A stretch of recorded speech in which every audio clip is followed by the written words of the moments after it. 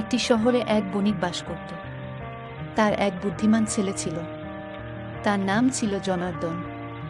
সেও বাবার মতো ব্যবসা করত, কিন্তু হঠাৎ করে ব্যবসায় লোকসান হলে সে সর্বশান্ত হয়ে পড়ে। এ কারণে সে ব্যবসায়ের জন্য দেশান্তরে যাওয়ার প্রস্তুতি নেয়। যাওয়ার আগে সে তার লোহার তৈরি একটি মূল্যবান দাড়িপাল্লা তার পরিচিত এক কামারের বাড়িতে রেখে যায়। ও দাদা, বাড়িতে আছো নাকি? তখনই কামার চলে আসে। জি ভাই, বলো কি কথা। আমার ব্যবসায় লোকসান হয়েছে, তাই ভাবলাম শহরের বাইরে কাজে যাব। তা আমার বাড়ি আসছো কেন? আমার এই লোহার দাড়িপাল্লাটা তোমার কাছে রাখতে এসেছি, আমি পরে এসে নিয়ে যাব। ও আচ্ছা, দাও। পরে জনার্দন তার পাল্লাটি কামারের কাছে রেখে ব্যবসার জন্য অন্য শহরে চলে যায়।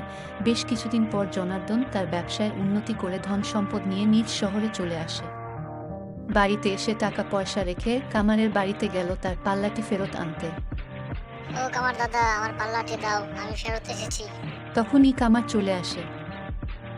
আসলে তোমার পাল্লাটি ইঁদুর খেয়ে ফেলেছে। জনার্দন মনে মনে বুঝতে পারল যে তার দাড়িপাল্লাটি আত্মসাৎ করার জন্য কামাস তার সাথে চালাকি করছে। কিন্তু সে কামারকে কিছু না বলে বাড়িতে চলে এল। কামারের দোকান থেকে জনার্দন কিছু জিনিসপত্র কিনেছিল। সেগুলো বহন করার জন্য কামার তার ছেলেকে ডাক দিল। তার ছেলের নাম ধনদেব। ধনদেব, এদিকে আসতো। কি বলো? এই জিনিসগুলো তুমি কাঁধে নিয়ে নদীর ঘাটে যাও। ঠিক আছে বাবা। এই বলে ধনদেব জিনিসগুলো তার কাঁধে নিয়ে যেতে লাগলো নদীর ঘাটে। জনার্দন স্নান করে বাড়ি ফেরার পথে ধনদেবকে একটি পাহাড়ের গুহায় হাত পা বেঁধে গুহার সামনে একটি পাথর রেখে মুখ বন্ধ করে দিল। কামার তার ছেলেকে দেখতে না পেয়ে জনার্দনকে জিজ্ঞেস করল, ও ভাই, তুমি কি আমার ছেলেকে দেখেছো? নদীর ঘাট থেকে তোমার ছেলেকে এক জলচর পাখি মুখে করে নিয়ে গেছে। একটি মানুষকে একটি পাখি কিভাবে উড়িয়ে নিয়ে যাবে? ঠিক যেভাবে একটি ইঁদুর একটি শক্ত ভারী লোহার দাড়িপাল্লাকে খেয়ে ফেলে, ঠিক সেভাবে।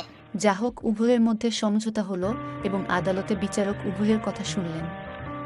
ইঁদুর যেমন লোহা খেতে পারে না, পাখিও তেমনি একটি ছেলেকে উড়িয়ে নিয়ে যেতে পারে না। অর্থাৎ কেউ যদি আমাদের বিশ্বাস করে কিছু দেয়, তাহলে তার বিশ্বাস রাখা উচিত।